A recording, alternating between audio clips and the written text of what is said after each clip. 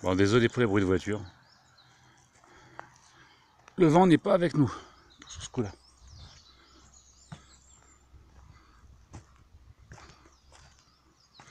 Ah, je vous montre un peu le lieu.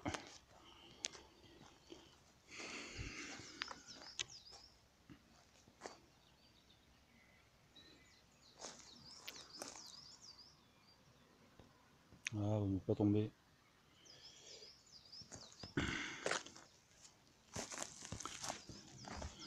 Un lieu somme toute sympathique.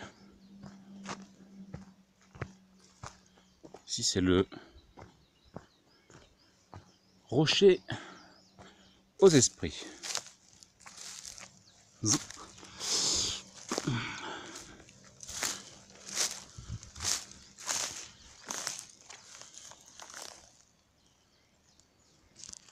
On va faire un peu d'acrobatie. Alors je sais pas si ça a beaucoup bougé chez vous.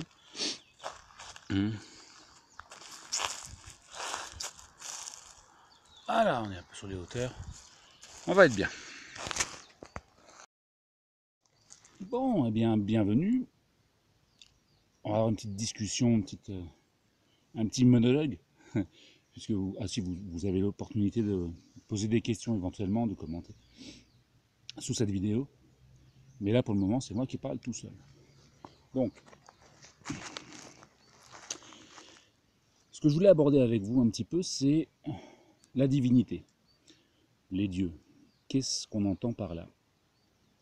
C'est vraiment un sujet hors débat déjà qui porte à débat, beaucoup de discussions, des disputes, des incompréhensions, des rejets même, selon le mode de pensée. Et ensuite, à un autre niveau, j'allais dire un niveau théologique, hein, le langage des dieux, le langage divin, le, le niveau de l'expérience, de l'étude du sujet, bah, c'est pas simple. C'est pas simple. Qu'est-ce qui est quoi? Est-ce que les arbres près de moi sont des dieux? Sont-ils la divinité? Les rochers très particuliers, nous sommes sur c'est le rocher aux esprits, c'est son nom, enfin, la traduction. Est-ce que ces rochers sont des divinités? Est-ce qu'ils servent de... Est-ce que la divinité réside en ces lieux? Est-ce que le ciel est la résidence des dieux? Est-ce que la terre est la résidence des dieux? Est-ce que les dieux sont dans ma tête? Quel côté, hein? Côté de l'inspiration, côté de la réflexion? Les deux peut-être. Il y a plusieurs manières de percevoir la divinité, le divin. Et c'est pas forcément évident de s'y retrouver, parce que chacun va parler de, de son niveau, de son propre positionnement, donc un point de vue particulier, selon le cheminement aussi, hein, selon le cheminement, selon ses croyances, selon ses capacités de compréhension, à un instant T. C'est-à-dire qu'à certains moments, on comprend le monde de telle ou telle façon, et en évoluant, eh bien, cette compréhension du monde va évoluer avec nous. Si tout va bien, hein, parce qu'il y en a qui pensent tout le temps de la même façon, ils ont lu un bouquin, ils s'imaginent avoir compris, puis ils vont pas chercher plus loin, ils vont pratiquer de la même façon sans arrêt, sans jamais se remettre en question. Et il y en a beaucoup plus qu'on croit. Peut-être que si vous regardez cette vidéo, si vous vous intéressez au paganisme, bah peut-être que vous êtes aussi dans cette situation sans le savoir. Peut-être que moi aussi je suis dans cette situation. Voilà. Après, des fois, il y a des indices quand même. Hein. Enfin, se remettre la remise en question. Et je crois que le travail avec la divinité et cette réflexion, et c'est un exercice quelque part de remise en question permanente. À partir du moment où on réfléchit au divin, on réfléchit à ce qui nous dépasse, et d'une certaine manière, ça nous permet d'évoluer et de grandir. Si on le fait dans les bonnes conditions et, à dire, correctement. Je ne vais pas vous expliquer comment faire les choses correctement, chacun fait comme il le sait. Je vous explique ma manière de voir, ma manière de faire, et ma manière de penser. Donc la divinité, déjà, on pourrait la classer en trois visions, trois grandes visions différentes. Donc il y aurait la vision physique, c'est-à-dire que je prie la divinité. Enfin déjà j'imagine que la divinité est un être physique, existant comme moi, à côté de moi, autour de moi. C'est-à-dire que c'est une vision de la divinité qui va avoir un impact concret sur le monde. Typiquement, c'est le dieu ou la déesse que l'on va prier, que l'on va honorer pour avoir des récoltes. Voilà, il y a vraiment un lien charnel avec le divin. C'est une première manière de comprendre. Une deuxième manière de le comprendre, ça va être au niveau intellectuel. L'étude, c'est-à-dire que la divinité devient une métaphore. Une métaphore pour ce que l'on peut vivre, ce que l'on peut être. Voilà, des qualités. Ils vont avoir, le divin va quasiment des qualités psychologiques que l'on va prêter à nous-mêmes et à ceux qui nous entourent. Mais comment? Avec une certaine forme de limitation. C'est-à-dire que on peut observer et décrire le divin en tant que concept, mais sans passer l'étape d'après, selon moi, et puis c'est une certaine vision, pareil, c'est à l'instant T. Hein, ces vidéos, je les prépare assez peu. C'est-à-dire que j'essaye d'être le plus spontané possible et de dire ce que je pense à ce moment d'un sujet particulier. C'est tout à fait tout à fait possible que selon le moment et puis dans quelques temps, ben voilà, que cette vision ait évolué. Le troisième niveau va être un point de vue plus spirituel, c'est-à-dire que avec un double élan, c'est-à-dire que soit vers le divin et le divin vers soi. C'est-à-dire qu'à un moment donné, il va s'agir d'incarner la divinité, c'est-à-dire se laisser prendre par le divin et mener sa vie de manière divine. Imiter les dieux et les devenir. Donc là, ce qui va se passer par rapport au niveau précédent, c'est le lien beaucoup plus fort entre le divin et soi. C'est-à-dire qu'il n'y a pas de description du divin en tant que phénomène extérieur, qu'on va le vivre à l'intérieur de soi. Alors il va y avoir un quatrième niveau qui va en fait englober les trois autres. Voilà, c'est-à-dire qu'à un moment donné, on peut très bien avoir une vision non binaire en disant ça c'est le divin et puis le reste ça ne l'est pas. C'est-à-dire qu'on peut très bien aussi imaginer, donc comprendre le divin comme phénomène physique, concret, la divinité comme habitant ce monde. On peut très bien comprendre le divin comme métaphore psychologique en même temps, c'est-à-dire voilà, des qualités, des attributs que tout être humain peut, voilà, une dimension par rapport à la loi des signatures, ça va être un rayon de telle ou telle divinité qui va se répercuter à un moment donné sur les qualités psychologiques des êtres humains, et en même temps, de pouvoir à un moment donné vivre la divinité en soi, et avec ce phénomène de transcendance. Donc, expérience physique, description intellectuelle, et expérience mystique, j'allais dire. Voilà, donc ces visions de la divinité, souvent, les groupes, alors, païens en général, vont avoir des compréhensions assez fermées. Moi, j'ai pas d'autre terme, c'est-à-dire qu'on va comprendre le divin de telle manière et ça va exclure certains qui vont pas penser comme nous, quoi, simplement. Sauf qu'à un moment donné, quand on regarde un petit peu dans toutes les traditions, absolument toutes, il y a plusieurs niveaux de lecture du monde du divin, de la divinité. Il n'y en a pas qu'une.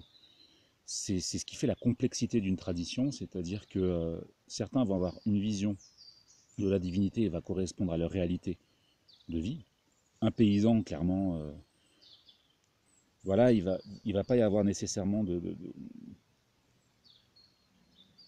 d'accès ou même de recherche, hein, de la divinité en tant qu'expérience mystique.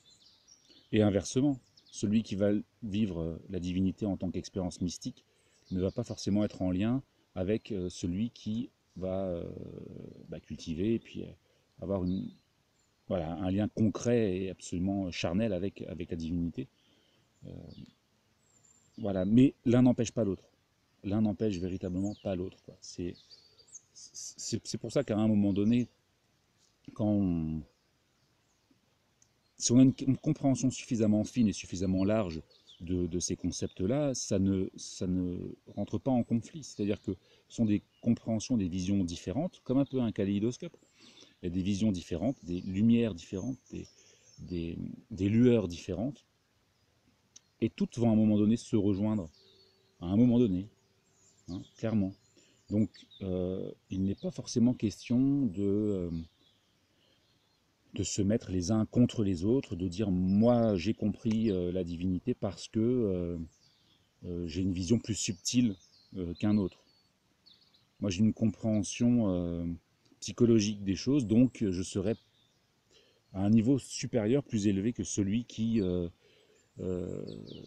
qui va avoir un peu ce qu'on appelle la foi du charbonnier, quoi.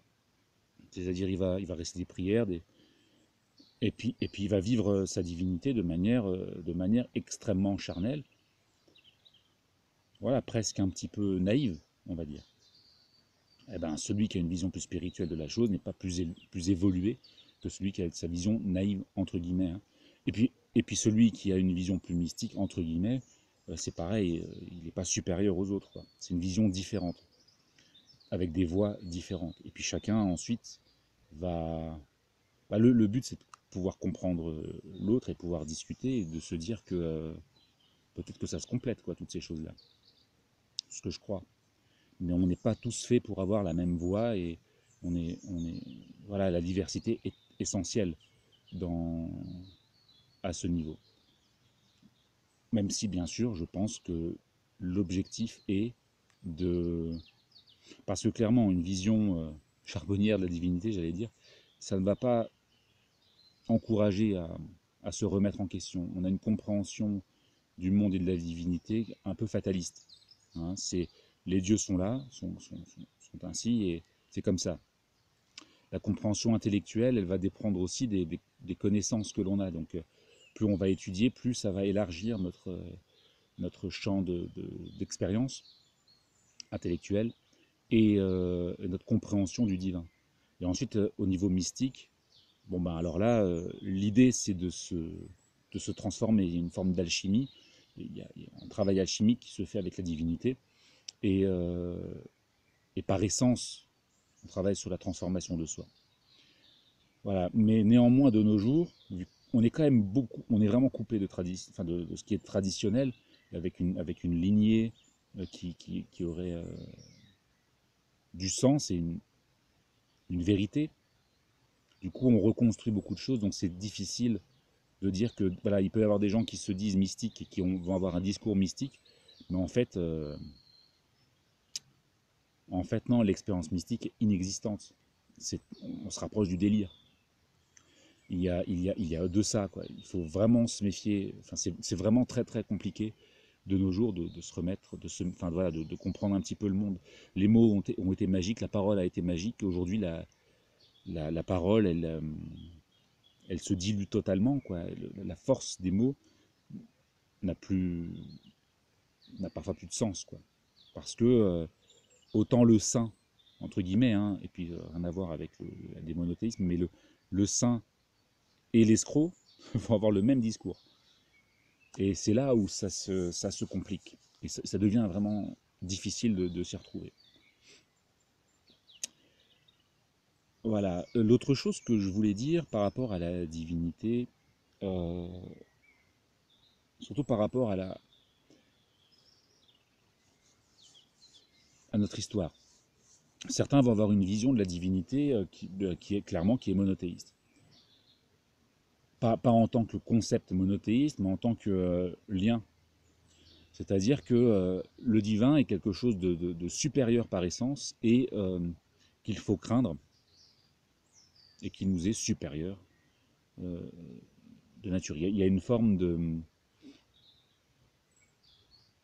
faiblesse par essence de la nature humaine et ce rapport au divin, enfin voilà, ça transpire vraiment là-dedans, quoi. C'est-à-dire qu'on se met à genoux face au divin. Il n'y a pas de problème pour se mettre à genoux. Je veux dire, ça peut être aussi une forme d'humilité à certains moments. A priori, et puis éventuellement de respect, et puis de. Voilà, enfin, bon, bref, c'est un phénomène physique ou une activité, une action physique n'entraîne pas forcément une soumission par essence. Néanmoins, ma vision du paganisme, quand on regarde les mythes, hein, quels qu'ils soient, hein, je vois vraiment pas ça, quoi. Il n'y a pas de soumission au divin. Il n'y a pas de soumission au divin. Voire même des fois, il y a imitation et volonté de dépasser les dieux et de devenir Dieu soi-même. Hein. Donc c'est voilà, c'est vraiment important d'avoir cette compréhension-là et de la mettre en perspective par rapport à notre culture. Bon, alors moi je suis un peu gêné pour dire ce genre de choses parce que j'ai pas eu d'éducation chrétienne, pas du tout, quoi. Je suis d'une génération où mes parents déjà avaient mis de côté un petit peu ça, donc quelque part c'est pas mal, il y a moyen de retrouver peut-être hein, des choses, mais bon voilà, j'ai mes conditionnements aussi, et on a tous les autres. Néanmoins, il faut avoir conscience de ces conditionnements massifs, quoi, de la vision du divin dans nos sociétés qui sont teintées de cette vision de soumission à la divinité. Je ne crois pas que le paganisme soit une tradition, une religion, une spiritualité de soumission. Bien au contraire, quoi. Bien au contraire. Il s'agit de se redresser, d'être un homme debout qui marche, quoi, qui marche et qui s'élève, qui s'élève. Donc, comme d'habitude, hein, si cette vidéo vous a plu, commentez, aimez, partagez. N'hésitez pas à poser des questions. Voilà, ça peut me permettre aussi ça peut me donner des idées hein, aussi de vidéos et de réflexions à vous soumettre. Et ça peut permettre l'échange et ça c'est toujours positif. Voilà, j'espère que ça vous aura intéressé et que ça aura éventuellement ouvert des réflexions. Et puis je vous dis à bientôt. Ciao.